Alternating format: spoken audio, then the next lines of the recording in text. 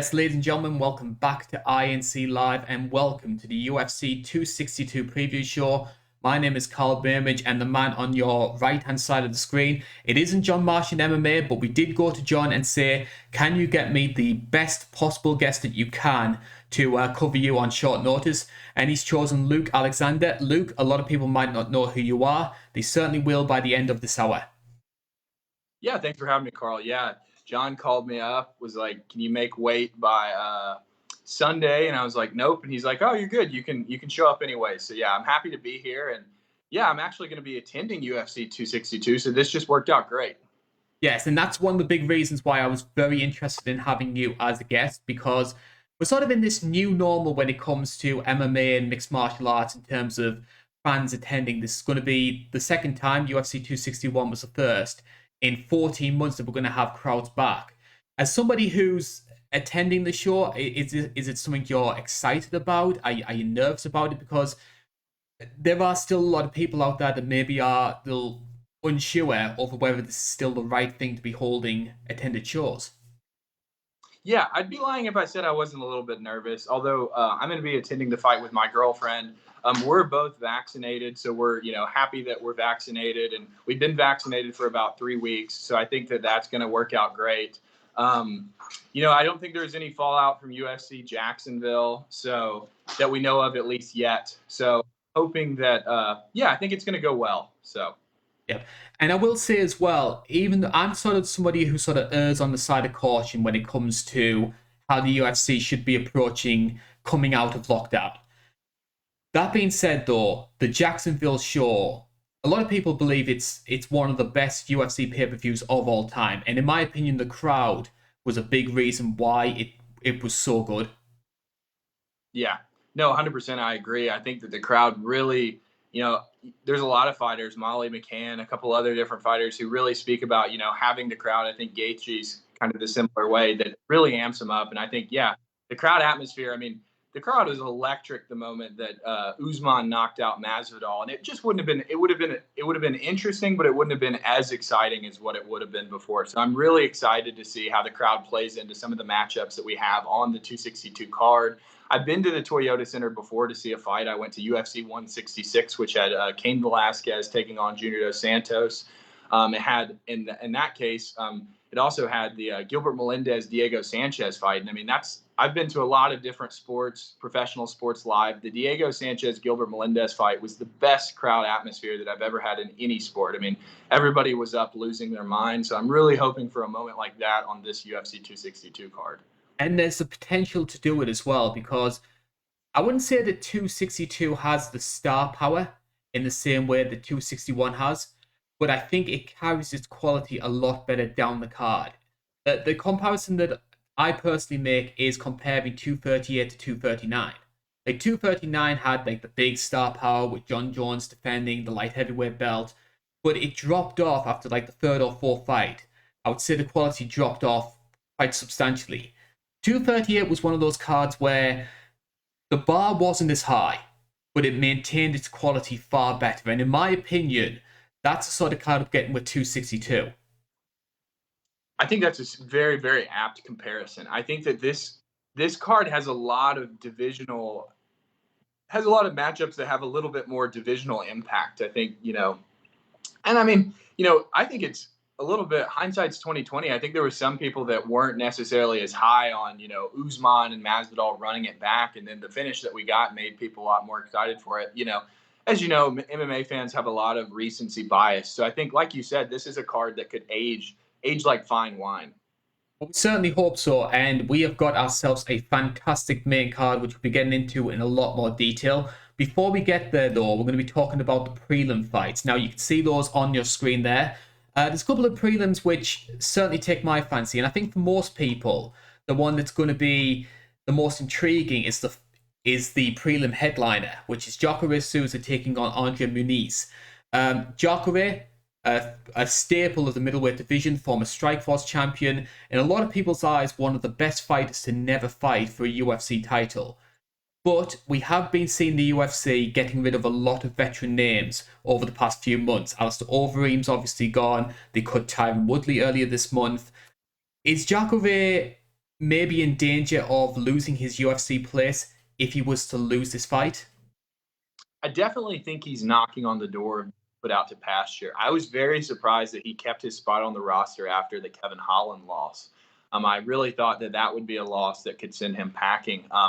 But the UFC gave him, in my opinion, what is a really forgiving fight. I think that, I think he edges out Muniz's best attribute is his grappling. So I think he's going to edge that out. But the strangest thing about this fight to me is not where Jacare goes with a loss. It's where Jacare goes with a win. I mean, he beats, someone who's unranked, and he's kind of just floating in purgatory. A guy who recently fought Jan Blachowicz, who's now the current heavyweight champion. And, he fell out of title contention. So, yeah, this could be – I'm not really sure where he is on his contract, but I think he could just be fighting out his contract at this point. So, I wish the best for him. Jacare is definitely one of my old favorites. To be honest, I completely blanked out Jacare fighting Blachowicz because it was on that Sao Paulo card, which I think a lot of people agree is one of the worst cards of all time. Yeah, I think a lot of people memory hold that.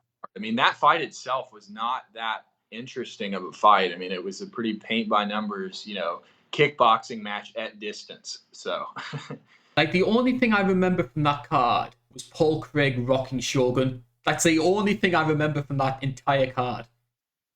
I tried to put that out of my memory. That was way too sad. Anytime Shogun is murdered by someone, yeah, ugh, what a card. Hopefully that will not be the card that 262 is like. But yeah, I think that this is an interesting matchup. I think that, I think Jacare still has pop. I think he still has a lot of pop in his punches. I'm not super impressed with Muniz. I know the UFC loves him because he's a contender series guy. He beat Arroyo, who's a pretty decent, serviceable striker. He's submitted Bartosz Fabinski. I'm not real high on Fabinski. I think he's almost a glass cannon of grappling, if you will. He's a good judoka, but I mean, submission losses to Gerald Mearshart, submission losses to Muniz. I think he's pretty prone to giving up his back and going for more submission over position. And yeah, I don't really see a path to victory in Muniz for this fight unless he just, outpoints Jacare by having a little bit more output and then clinching Jacare up. And, what about you? What are you leaning towards in this fight? It's going to be an interesting one for me. I think that what you often find with a lot of these sort of like grappler versus grappler matchups, and we'll probably talk about that in a lot more detail when it comes to the main event, is a lot of the time it turns into a kickboxing match. And I agree with you. I think Jacare does have a lot of pop on his punches. I think it's something which he's got a lot better at later in his career. We all remember what he did to Chris Weidman, which was a fantastic fight as well, UFC 230. I think he's just got enough about him to get this done. But if he was to lose some knees, I think that's going to be it for him. Yeah. Yeah, I agree. And I mean, I think Jacare, we spoke about it before. This is a great time for MMA. I mean, I listen. I'm a listener. I listen to your podcast. I know how high you are on the state of MMA. Like you said, this is a 2009 era. I mean, we have a lot of organizations. I mean, I would love to see Jacare go over to PFL, and have a chance to fight, $1 million bonus prize at the end or something. I think Jacare has some shelf life left. I think a lot of people are reading too much into the Holland loss as a loss for Jacare and as both a win for Kevin Holland. Certainly so, and I think Kevin Holland's sort of shown that with some of his poor performances over the past few months. In terms of the other fights which are on the prelims, which could be of note, we have two seeded fights. Matt Schnell versus Rogerio Bontorin. I know you're high on Schnell. Andrea Lee taking on Antonina Shevchenko, which a lot of people thought Andrea Lee, when she came into the UFC, could be a potential Shevchenko opponent. She is fighting a Shevchenko, but it's not the one a lot of people thought she was going to fight. Yes. Yeah, I think this is a good fight. Shevchenko's had some setbacks. I mean, both of them have a loss to Roxanne Modafferi. And so, that's an interesting loss to have on your record. I think, Roxanne's pretty underrated. I mean, she doesn't have the athleticism of what, a lot of the other women in the division have. But, I mean, she does have a very competent top game. And her striking has gotten better. But, I mean, speaking strictly of both these women, I think Angela Lee is going to have a pretty good path to victory here. I think she's pretty effective scrambler. I don't think she's too outmatched on the feet. I mean, I don't think Shevchenko is that I don't think she has that much pop in her punches or really anything or kicks that would really worry Lee. I mean, Lee's never really had much issues with her chin. But yeah, I think that this is going to be an interesting matchup. I think Shevchenko has a pretty good top game, but I mean, beating her name evades me. Who did Shevchenko's last win come from? Lipski. Lipski, yeah. I don't think Lipski has much of a ground game, if any. So I think that, this is going to be a fun. I think this has the potential to be a fun fight with some good scrambles and some good exchanges on the feet. Any other fights on the prelims that take your interest? I think Mike Grundy's a pretty interesting guy. I know he trains out of Darren Till's camp. I mean, he's a phenomenal wrestler. He ran into Masar Evalev, who's a tough fight for just about anybody. I'm interested to see how he does in this fight. I think that this is a pretty interesting matchup for him. Lando Venata is a fun guy. I mean, he's gave Tony Ferguson a tough fight. He has those 2 fights with Bobby Green that are great fights. I think this could be a pretty good win for Grundy to get him going. Other than that, on the early prelims, I don't think there's any that, are too compelling. I think the Matt Schnell, as you mentioned, I'm a pretty big Matt Schnell fan. I think that he can, notch a pretty good win in Rogerio Bontorin. But other than that, yeah, I think moving on to the main card. What's your take on the first main card fight? And the first main card fight, which of course, we were talking about this just before the show. We were sort of like going through the fight, making some sort of notes on things that we might bring up. I have to say, the first fight on the prelims could very well be one of the best fights on the entire card, because we're going to the featherweight division. It is Shane Burgos taking on Edson Barboza, the number 9 versus the number 13 seed. Burgos enters this fight off a loss, which was up against, I'm forgetting his name now, Josh Emmett, which was an absolute barn burner of a fight. A lot of people had that same number 2 or number 3 in their fights of the year. Edson Barboza managed to get his first featherweight win. He beat Makwan Amirkhani. And a lot of people are sort of framing this as a generational battle. You've got the wily, grizzled vet in Barboza looking for a second wind in his career down at featherweight. And Shane Burgos, who is almost in this sort of last chance saloon when it comes to potentially being sort of a top 5 guy. Because he has 2 losses on his record, but that was Calvin Kattar and Josh Emmett, 2 real hard-hitting and very good boxers. And a lot of people are thinking if Burgos was to lose this one against Barboza, maybe that's him done in terms of being like a future title challenger. Yeah, this is a super interesting matchup, and I think, this is 2 camps that I really like. You got Tiger Muay Thai with Burgos versus, I don't know. I think Barboza is still with Mark Henry. I think this is the second Mark Henry fighter on the card with Chukagian and Barboza as well. Man, what a matchup. I think that, Burgos is just such a strong pressure striker. As you mentioned, I mean, he's fought really some heavy hitters. I mean, he has, losses to both Emmett and Kattar, who are 2 guys that can absolutely box. And then, that fight with Kurt Hollebog, he got rocked there. And so he is a guy who takes a lot of damage, but I mean, he's a guy who presses forward. He is pretty heavy on his front leg, as, some of the Tiger Muay Thai fighters are. So I'm interested to see if Barboza will take advantage of that and use leg kicks. And I'm interested to see, if Shane Burgos employs some cross counters off those leg kicks. And, there's a pretty good game plan set to beat Barboza now. I know we talked about that before. I mean, we've seen a lot of fighters just really pressure Barboza and punish him for his poor cage craft. Do you think that's something that Shane Burgos could take advantage of? I certainly hope so. And because the thing with Edson Barboza is Barboza has been in the UFC now since 2010, 2011. So the path to beating him has been tread by a lot of fighters, even going as far back as when he first lost to Jimmy Varner. Varner was able to put the pressure on him, get him on the back foot, and Barboza's tactics and his sort of awareness around him just completely fell apart, and that's how Varner was able to get the win. And we've seen everyone from Paul Felder through to Khabib, through to Dan Ige do exactly the same thing. So Burgos knows how to win this fight. And I think he has the tools to do so. Because he likes to get on the front foot. He likes to press his opponent's back, use his footwork and his combinations. But you made a really good point there. He is very heavy on that front foot. We saw what Barboza did to Dan Hooker, who fights in a very similar way. I think this is really good matchmaking by Sean Shelby and Nick Maynard, because they put together 2 guys whose strengths play into the weakness of their opponent, and vice versa.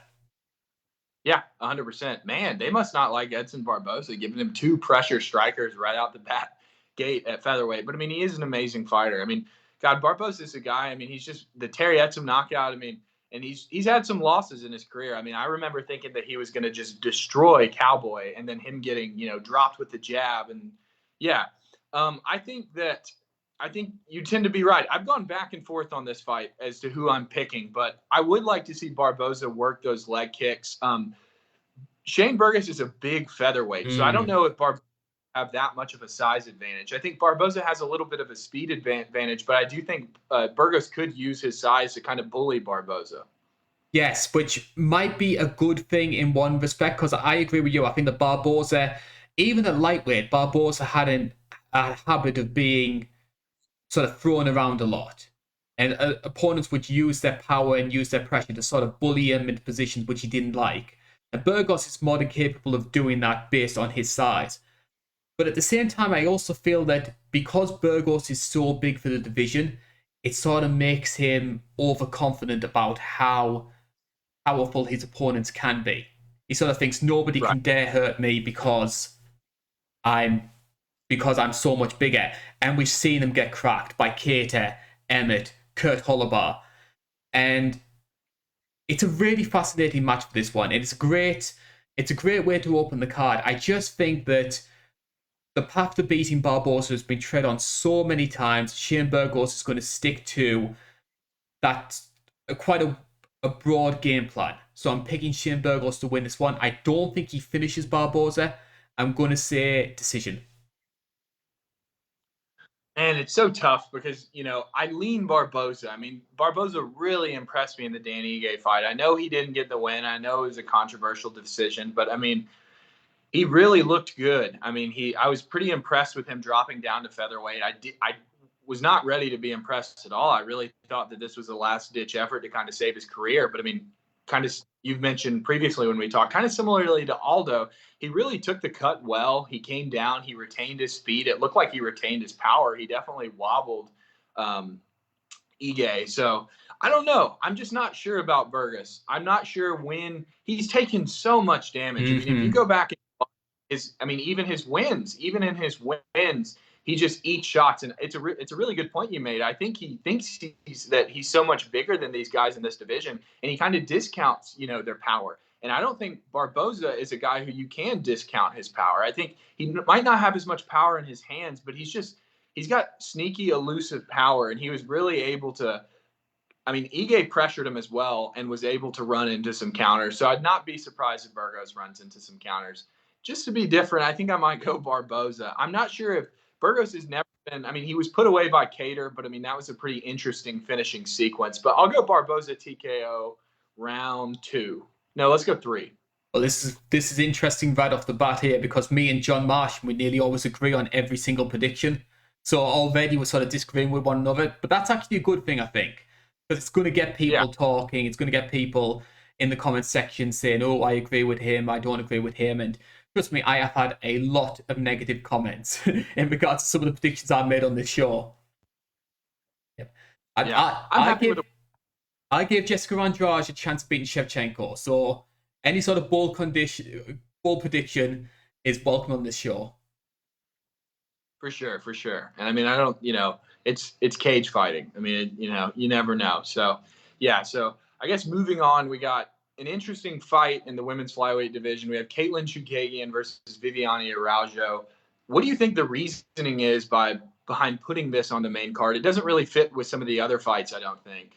I think it's a fascinating one because I think with the women's divisions, especially women's flyweight and women's bantamweight, you've got two champions who are quite easily going through their title contenders, especially with what we've seen with Chevchenko, who could easily take off contender after contender every 3 or 4 months.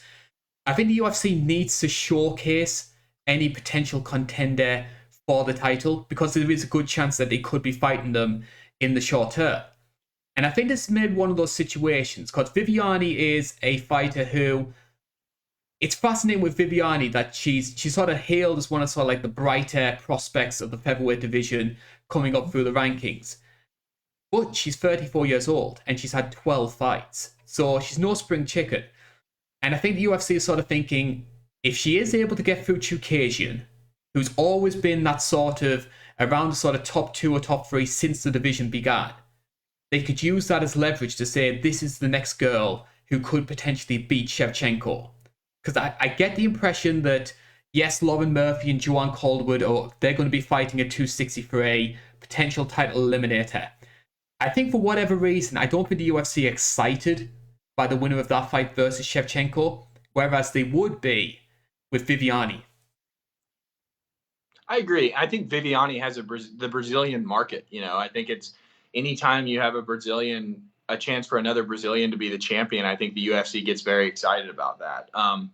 Yeah, I mean, not much to say about. I mean, Viviane's an interesting fighter. I think she does carry some power. She the knockout win against Toledo Bernardino. I mean, and then her wins against Montana De La Rosa and Roxanne Modafferi. She showed some pop in her punches. She's really strong. I just don't think she has enough technical ability to be able to hang in there with Chookagian. She also has gassed in most of her fights. And this is a fight where, Mark Henry's fundamentals that he's drilled into Caitlin Chookagian are really going to be able to shine through on Viviane Araujo. And I see Chookagian taking a 29-28 decision.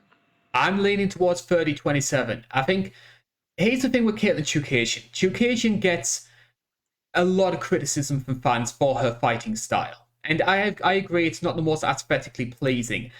Someone made this comparison with Caitlin, which sort of stuck in my head ever since I heard it. What she essentially is Holly Holm without the athleticism.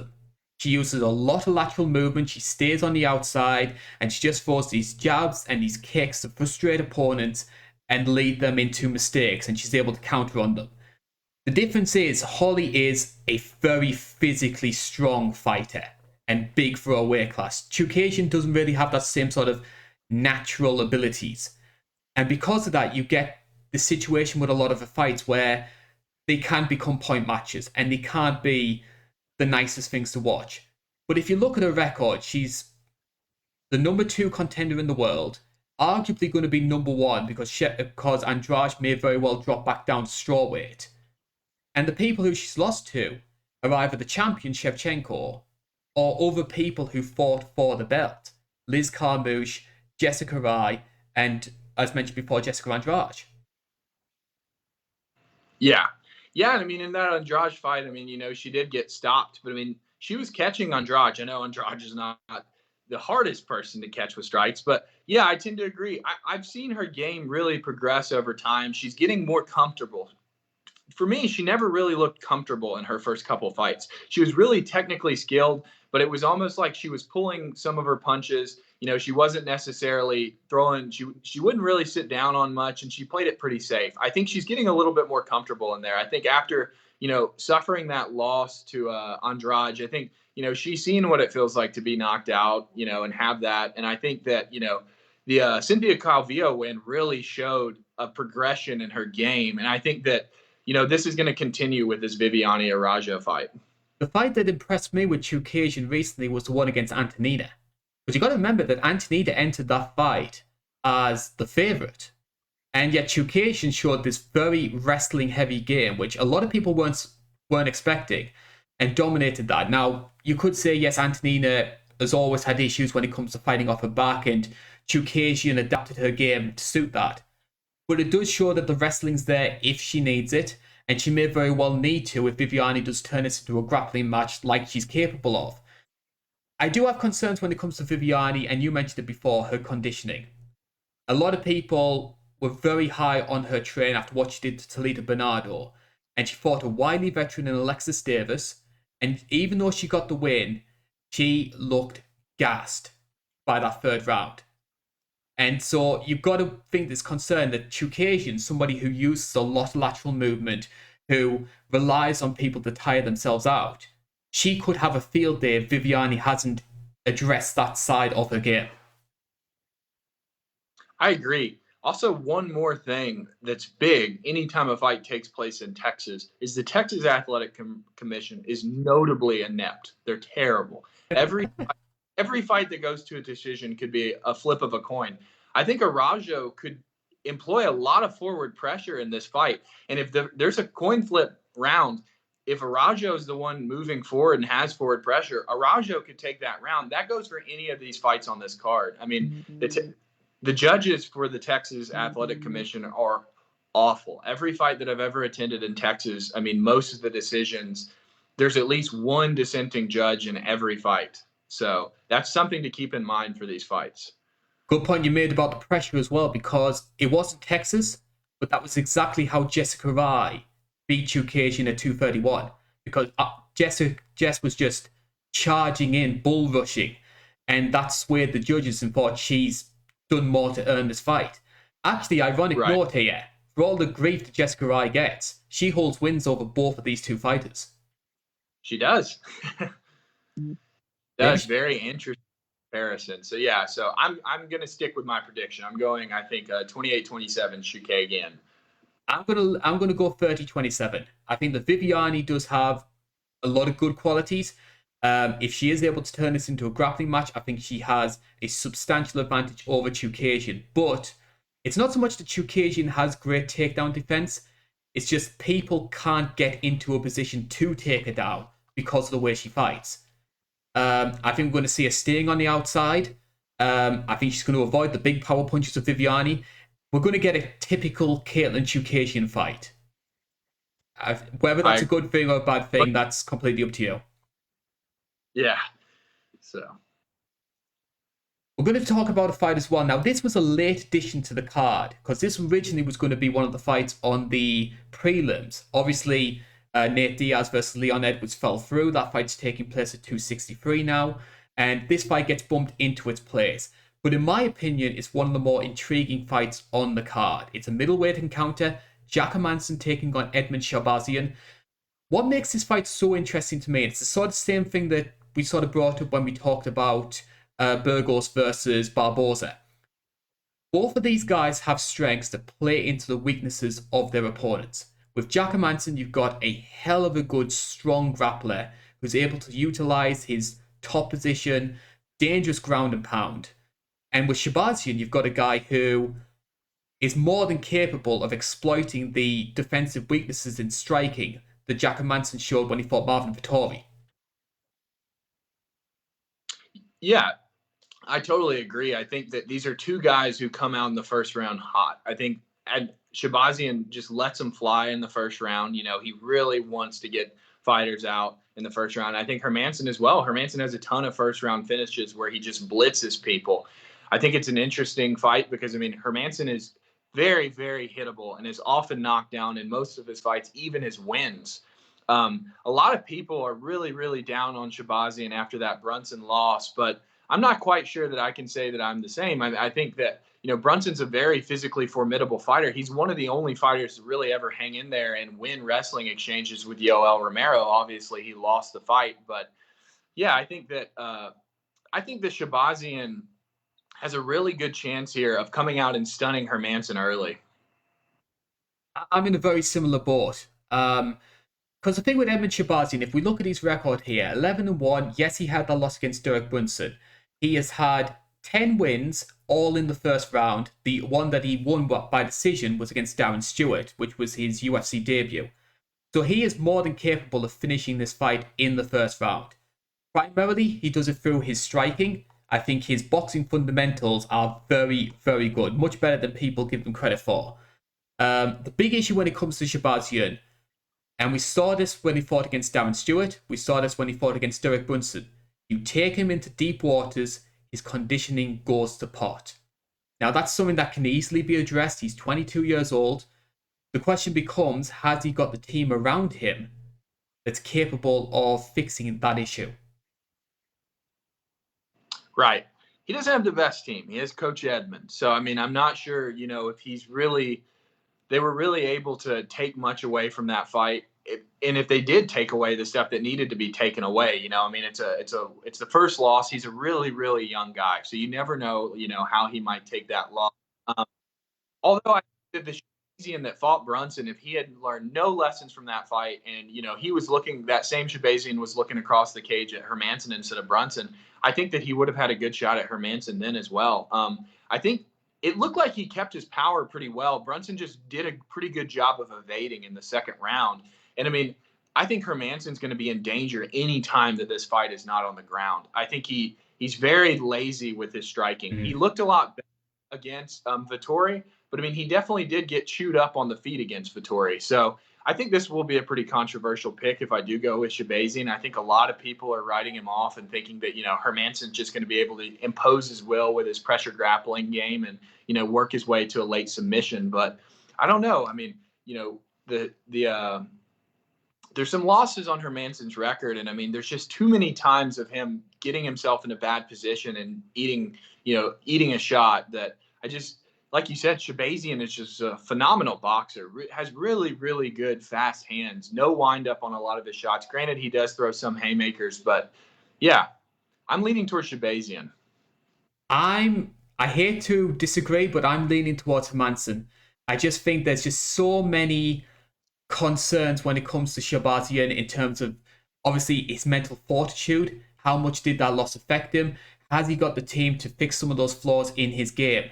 I've got this feeling that Hermansson is going to get hurt. And I can possibly see the same thing where he does get rocked in that first round, especially since he does have a habit of standing and trading with his opponents like we saw against Marvin Vettori. I've got this feeling that Chabazin is going to tire himself out trying to finish the fight in the first round.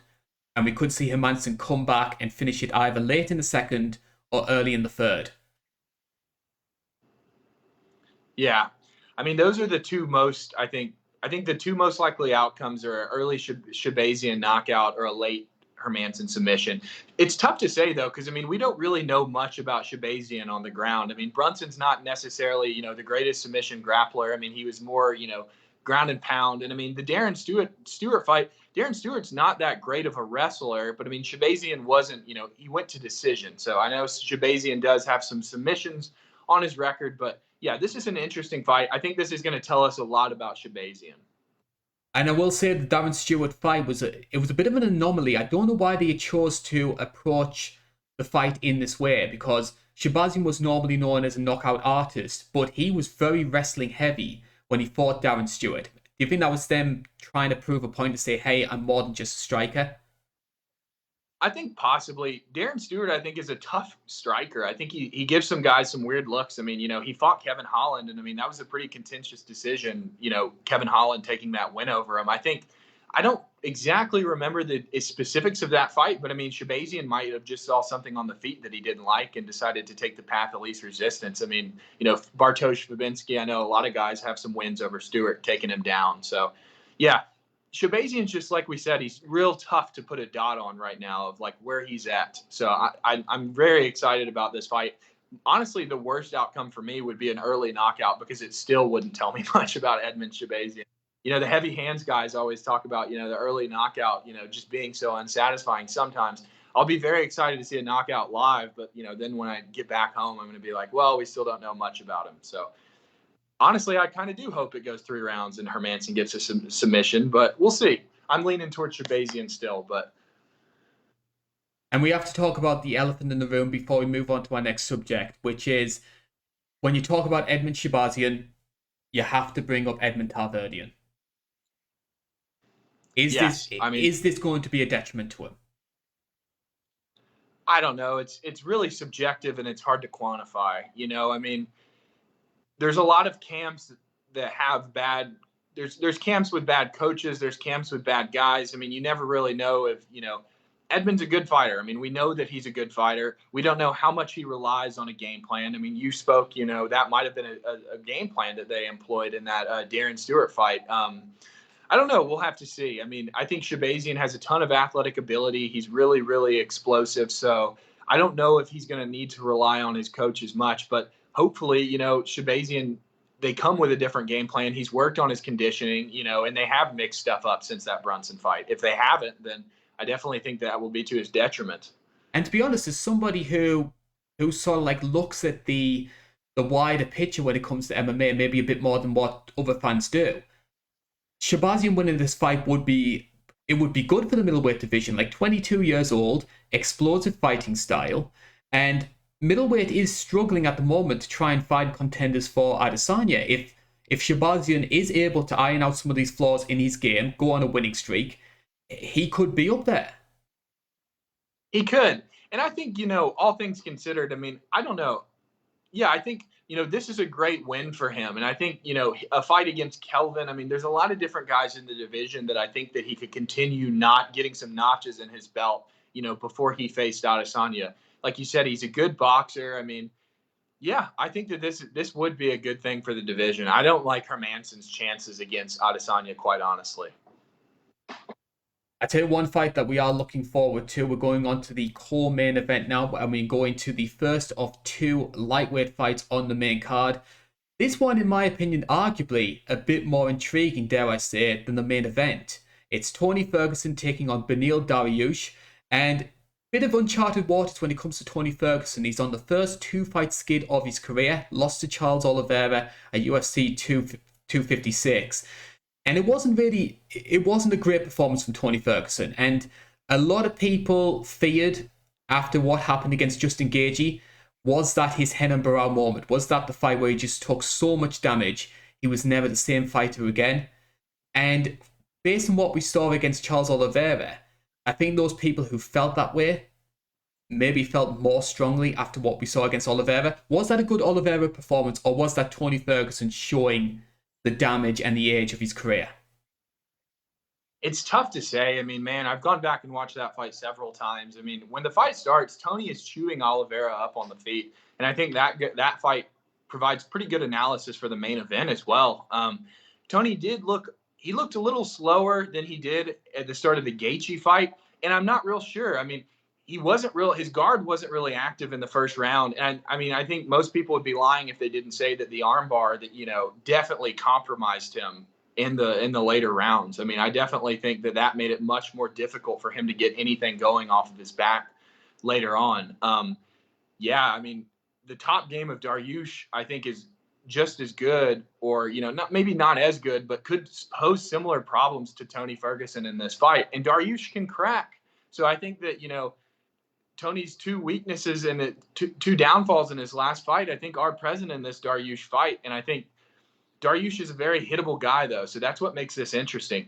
Is this a 3-round or is it a 5-round fight? Did they retain this as a 3-round fight? It's a 3-round fight.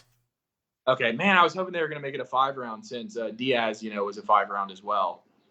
Well, I think they're doing that. I'm a little bit of a conspiracy theory. I think they're doing that because I think they know Nate has a better chance of winning the Leon fight if it is 5 rounds, because we know how good Nate's conditioning is. And I think that was maybe one of the guarantees that Nate had to say, yes, I will come back, but only if it's 5 rounds. Yeah, it's a great point, man. I was really hoping we were going to start normalizing non-title fight co-main event 5-rounders. That would have been great. But yeah, I think going into that, I think that gives maybe Dariush. Who do you think that favors then? Remaining 3. I'm thinking that that gives Dariush a little bit better of a shot. I think so as well. I thought Beneil's conditioning on the whole normally holds up quite well, but he did seem to tire a bit when he fought Diego Ferreira. And Tony just has a fantastic gas tank.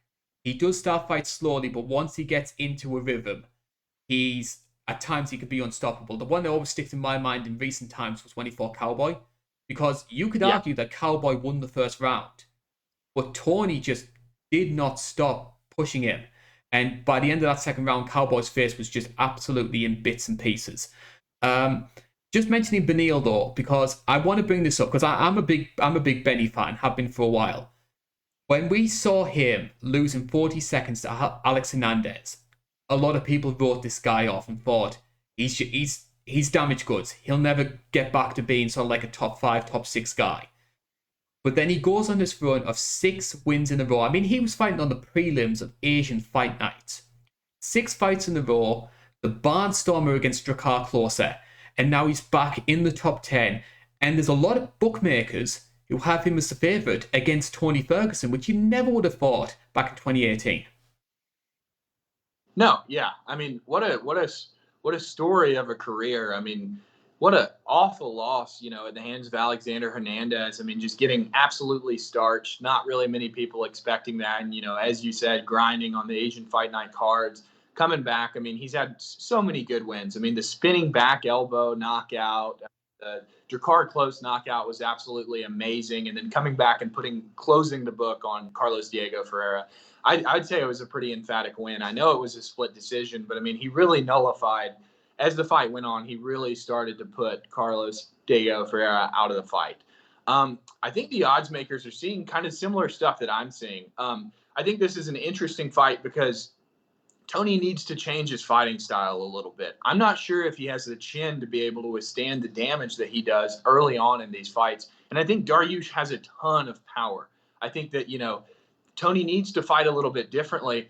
And I'm not really sure where Tony's head's at right now. I mean, I know he's made a change of camps. I know he's moved to wild card boxing. And so what do you think about that? Where do you think Tony's head's at right now? It's very hard to say. I think it hurt Tony not getting the Khabib fight. It's something which he brings up a lot when you listen to him on social media.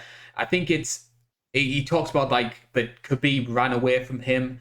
So I think maybe deep down it's sort of like him maybe putting on the front. That maybe so it's very hard to say. I think this is a really tricky fight for Tony Ferguson, in my opinion. Yes, Beneil is hittable, but the big thing that has led to Beneil's turnaround in his career, in my opinion, is he's doing a lot more to protect his chin. I think I read somewhere when he went on that sort of bad losing streak where he was like drawing fights against people like Evan Dunham, he was only shooting in for 1 takedown in 4 fights. Now he's averaging 4.5 during this winning streak, so he's a lot more grappling heavy than he once was. That's benefiting his chin because he's not getting exposed as much. And I think if Beneil is able to take Tony down, based on what I saw against the Charles Oliveira fight, I think he's more than capable of grinding out a decision. I know a lot of people want this to be a barn burner, and as somebody who loves Tony Ferguson's fights, I would like to see one. I want to be entertained, and I'm sure you will as well, being in attendance. I think Beneil has a very good chance of winning this fight if he's able to turn it into a wrestling match. I do as well. I think it's going to be interesting regardless. I brought up Tony's mental game. I'm typically not a guy who like reads into a lot of that, and I typically try to stick to the more objective, like actual fight metrics. But Tony just looked off in that Oliveira fight. I mean, his guard was just not as active as what it, previously was. I mean, he just wasn't as active off his back. I mean, his facial mannerisms, everything just seemed a little bit off about him. So I'm hoping he brings, a little bit more energy. Like you said, I do think he felt a little bit, scorned not getting the Khabib fight. But yeah, I think he's still going to be able to create some interesting scrambles off the bottom. But I mean, Dariush does have such a good top game. I mean, Carlos Diego Ferreira is no slouch in the grappling department. We watched him fight Gregor Gillespie last night. And I mean, at the very beginning, he was putting Gregor Gillespie, a talented wrestler who has a wrestling win over Michael Chandler in the NCAA tournament in a ton of compromising positions. So I think for Dariush, he's going to need to retain his gas tank over 3 rounds. I think he's really going to need to make the most of when he's on the feet. I think he's going to need to stay away from a lot of Tony's shots. I mean, Tony chewed up Oliveira at the beginning of their fight. If Oliveira didn't get it to the ground, I think Oliveira would have been getting, I don't think he would have won the first round. I think he was getting beat up on the feet. That body lock takedown that he got really did change the momentum of the fight. I think that Dariush has to make sure that the momentum stays on his side. Tony's so good at losing a first round and coming out, and just pouring it on in the second round. I'm really interested to see if Dariush can withstand that. I certainly am as well. If you had to put your money where your mouth is, who are you leaning towards with this one? Just checking again before we do. Bookmakers at the moment have got Beneil -150, Tony +125. Man, I mean, I think I'm leaning a little bit more towards Dariush. I think that Tony's going to stay in exchanges a little bit too long, and I think he is going to I don't know if he'll get knocked out because his chin is, we've seen his chin test. I mean, the 5-round beating against Gaethje, no one that's human can take that. But I do think that Dariush is going to at least hurt him pretty significantly, if not knock him out. And I do think that Dariush is a good enough grappler that he won't be submitted in any of the scrambles. Man, I'm going to lean towards Dariush. What about you? I'm going the same way. I'm going to say Beneil by unanimous decision. as I mentioned this before, and I know there was a lot of Tony Ferguson fans who gave me grief when I brought this up before the Oliveira fight. I think sometimes a fighter can have a war which just takes so much out of them, they're never the same fighter. That sort of hen and Burrell moment. And as much as I do love Tony Ferguson, as much as I love the wars that he's had over the years against RDA, people like that, the Justin Gaethje fight was his Dillashaw versus Burrell. And I don't think we're going to get the same Tony Ferguson again. I mean, the guy's 37 years old. Yeah. And I think regardless of, having that moment, I think Dariush at any point of his career is a tough matchup for him. You have a guy who is a solid top game grappler who, has a ton of power and is not scared of marching forward through fire. I mean, Dariush can get in some fire fights. And I mean, he has been knocked out, but I don't know. I think he's seeing strikes better. His striking game has got a little bit more refined. He's sitting down on stuff a little bit more. So yeah, I'm leaning Dariush as well. But this is the fight I'm most excited for on the card, and I really think that this is going to deliver. Knock on wood. And I tell you what, as well, the fact that Tony Ferguson on a 2-fight skid, he's not been given an easy layup matchup. He's got Beneil Dariush. I mean, the number 9 lightweight in the world is Beneil Dariush. That is how strong the lightweight division is. I mean, Makayev, Fiziev, I mean, Gregor Gillespie. I mean, the list goes on and on and on. Even unranked guys. I mean, it's a Shark Tank. I mean, it's the most unforgiving division. I think you're going to see a lot of guys when they fall out of the top of the division, they're just going to keep getting unforgiving matchups. I mean, I think the lightweight division now is one of the best divisions in the history of the UFC at any time. So I'm super excited that we're getting an almost quasi lightweight tournament at the top of this card. So, and on that cheery note, it is time for us to talk about the main event of the evening, and it is for the lightweight title. Khabib Nurmagomedov was the long-time champion, UFC 254. He lay his gloves in the center of the octagon and said, "That's it, I'm done." So the title's been vacated and it will be contested this weekend. It's Charles Oliveira taking on Michael Chandler. And I think the big fascinating point about this fight is the way that both men have managed to reach this title fight, because Charles Oliveira entered the UFC as a very young fighter. It's taken him 11 years and a failed spell as featherweight to reach this opportunity. 11 years for Charles Oliveira to reach the title fight. Michael Chandler, 2 minutes. Yeah, that's a great way to sum it up. I mean, Michael Chandler has had an illustrious career outside the UFC. He's been there forever. I mean, he's at a strong camp. He's with Henry Hooft, and I mean, he's in there grinding with the likes of Usman and not Usman anymore, but Gilbert Burns, Rockhold, a lot of those guys who sharpen iron against each other in there. Chandler's always been on my radar since the Eddie Alvarez fight, and Chandler's first fight in the UFC was just such a weird one. I think that a lot of fans who had never seen Chandler before in Bellator might have a little bit too high of hopes for him. I don't really even know where Chandler stands right now. He's coming off of a couple knockout wins in Bellator. He suffered the loss of Patricia Freire. Oliveira is one of my top favorite fighters, I think, in the UFC. I mean, I was originally from Houston. I know he fights out of Houston. Just a guy who's really been everywhere. Like you said, a failed stint at featherweight, came back. The Kevin Lee fight was phenomenal. Tony Ferguson fight's phenomenal. I mean, he's just really been putting it on. His striking has gotten better. I think he's gotten much better wrestling, and his grappling has always been there. So super, super interesting fight. What is your take on this fight? Really fascinated by this fight. Not so much in terms of the fight itself, which I do think is going to be compelling, and we'll get into that in a lot more detail.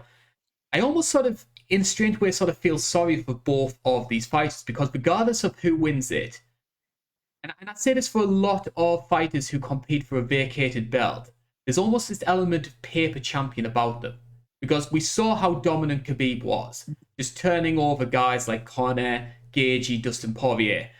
And because these guys became champion without beating Khabib, there's always going to be this sort of asterisk next to them. But I think it's doubly worse for both of these opponents, because not only have you got Khabib sort of hanging over you, like a cloud hanging over you, you've also got Dustin Poirier. And a lot of people believe Dustin Poirier is the pound for pound lightweight in the world right now. Yeah. 100%. It's such a weird matchup. And, I think a lot of people have alluded to, they wanted two guys who didn't have losses to Khabib.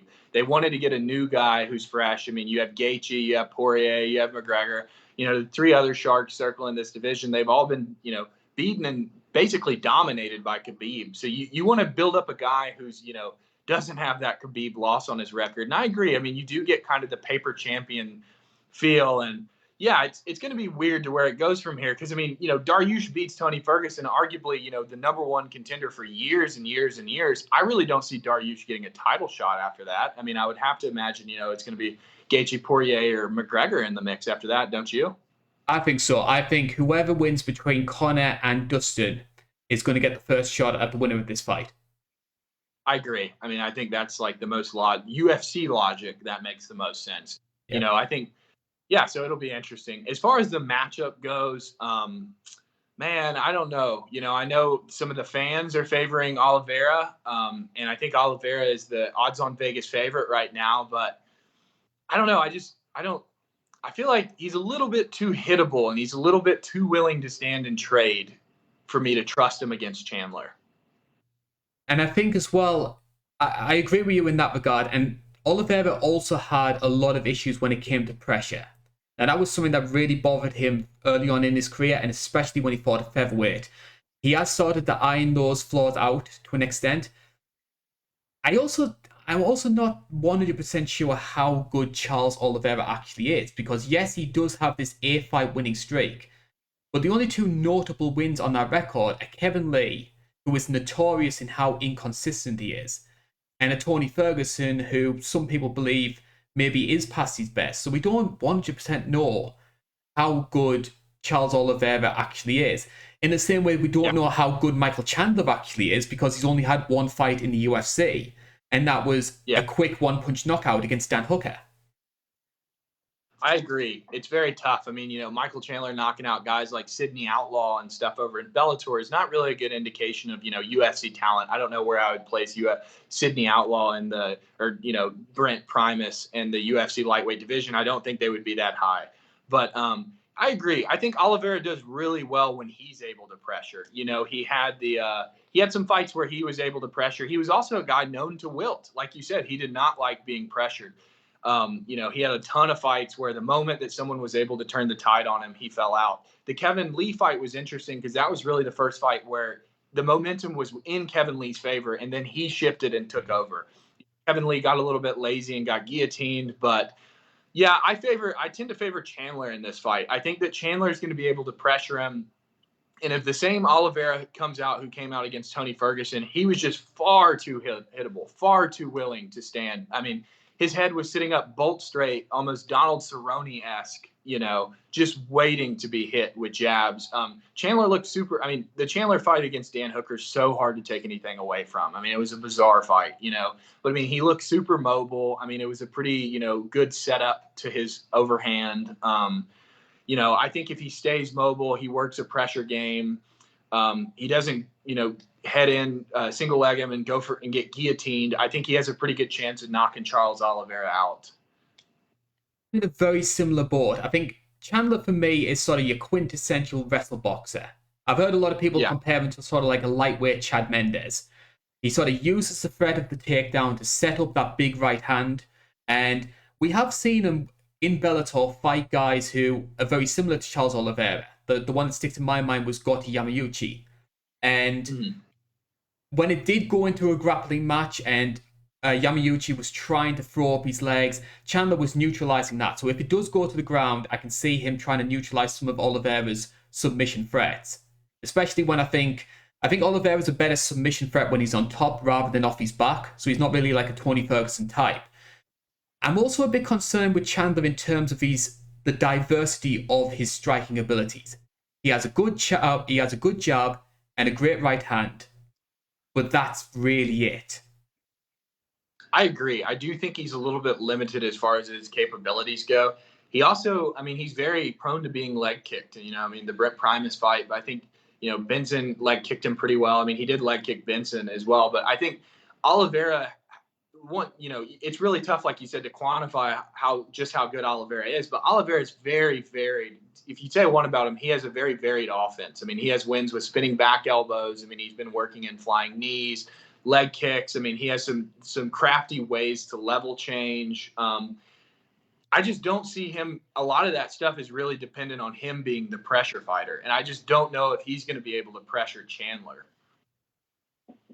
And I think as well, a good point as well, you mentioned about Charles Oliveira and his diversity. If he has one sniff of your neck or one sniff of your arm, he is going to take it. He is a good clutch submission guy, very similar to Brian Ortega. Yeah, 100%. He's got his. I mean, the armbar against Tony Ferguson was insane. I mean, guillotine against Kevin Lee. I mean, he has so many submissions. He's also a glass cannon in a way. I mean, he's been submitted. He's had some submission losses. I mean, submitted by Anthony Pettis among some others. So I think it's such a tough fight to call. I don't know why. I've just been really at a loss in coming up with a blank with this fight. It's really tough to see. I mean, there are some foils that they faced in their past that kind of give us a little bit. But like you said, it's really tough to know where Oliveira is at this point, and it's really tough to know where Chandler is at this point. The only thing that, I'm basing my judgment off of on picking Chandler is that Oliveira is just a little bit too hittable, and he's been known to fold once he, is beat up a little bit. It's very interesting at the moment with the poll on the YouTube page. At the moment, they've got Charles Oliveira 51% to win this fight, Michael Chandler 49%. So they've got this one too close to call as well. In my opinion, and this sounds strange, in my opinion, we're not going to know who's going to win this fight until Tony Ferguson versus Dariush. Because if we see the old Tony Ferguson that blows through Beneil, it's going to make Charles Oliveira's win against him look so much better. But if Tony struggles or even loses, the questions about how good Oliveira is going to come to the fore. At the moment, I think it's very touch and go. I'm going to say Chandler. I'm going to say second round knockout. Chandler gets this done. I'm going to go Chandler second round knockout as well. I agree. I think that being able to base the wins, although they're different stylistic matchups, it's not like a 1-to-1 comparison. I agree. It's really tough to know where Tony is. That Oliveira win, it's just a tough one to read against Ferguson. Like I said, I mean, the striking was interesting, but I mean, just shutting him out on the ground, no one's really ever done that to Tony before. So we don't really have any basis to know if that's going to, Oliveira still has that in his repertoire. His wrestling looked great. It'll be interesting. I think I'm really excited to see how Chandler and Oliveira match up in the wrestling. I mean, Oliveira has a really varied takedowns in the Ferguson fight. And I'm pretty excited to see. I think Chandler could get in trouble if he, gets in some scrambles with Oliveira. I think that Oliveira is definitely one of the most dangerous grapplers Chandler's ever fought. Bellator's always had this bit of a stigma of being seen as sort of like the B League when it comes to mixed martial arts compared to the UFC. Everyone says, Bellator, they're either guys who use it as a stepping stone to the UFC or they're past it to the UFC no longer have any value in. Would a Michael Chandler win change people's perception of Bellator?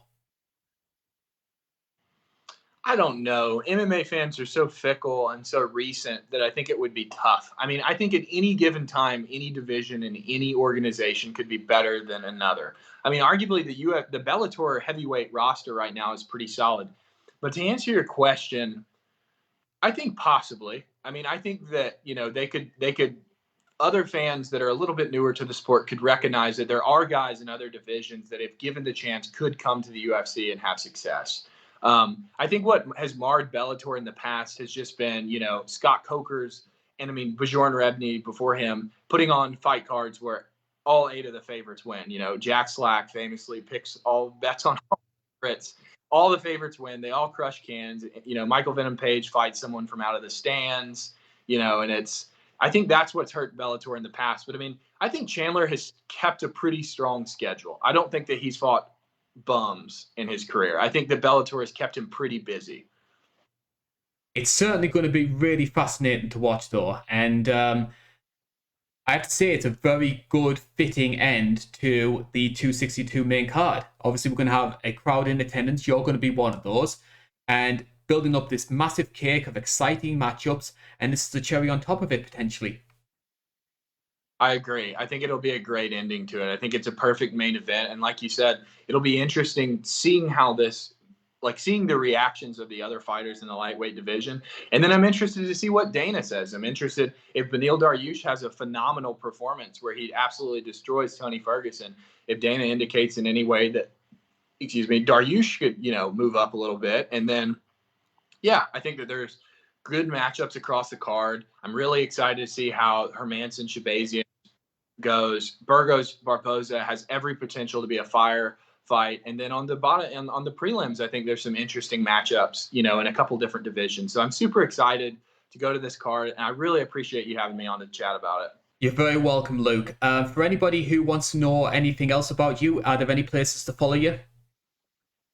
I just recently got a Twitter, so I forgot my. So when you'll at me in the episode description. I'm a little elusive right now as far as social media goes. I deleted some of my accounts. I'm about to be going. I think I'm gonna get back on social media a little bit more and start podcasting. So you're my kind of my new debut. So I will stay tuned is all I can say. Thank you very much for joining me, Luke, here. If there is anybody here who wants to support the channel or follow us on It's Not Cagefighting, then it is patreon.com/It's Not Cagefighting. And you can follow us on Twitter at twitter.com/INCagefighting. Any support, any comments, any liking this video, sharing it with your friends does us the world of good. So a big thank you to anybody who has sat with us for the past hour. A big thank you as well for Luke for joining us on short notice. Yeah, thanks so much. Yep. This has been the INC. Thank you for watching, and please enjoy UFC 262, and we'll be back next month when we'll talk about UFC 263, a double bill of rematches in both flyweight and middleweight divisions. Bye bye for now.